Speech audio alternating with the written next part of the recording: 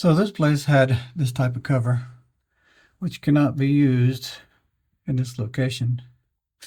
It also had this type of receptacle, which also cannot be used in this location because this is not a weather rated receptacle.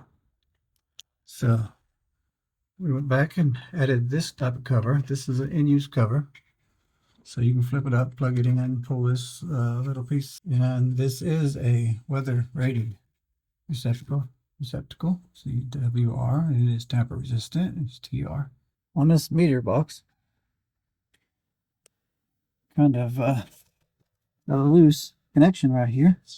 And the only way to tighten that is from underneath. That's where the screw is. Tightens from the aluminum into here. And it's just as easy as go ahead and change the whole box.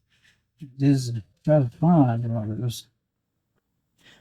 But even if you wanted to tighten one of those, you had to unhook the wires from it. So we just went ahead and changed the whole box. So here's one we found today. You can see it's all rusted from the utility neutral. And wires up on top have melted in the past some point. So I don't know how much current has been on this thing. Now this was above the rain cap, which is above the roof. You can see the hot and neutral.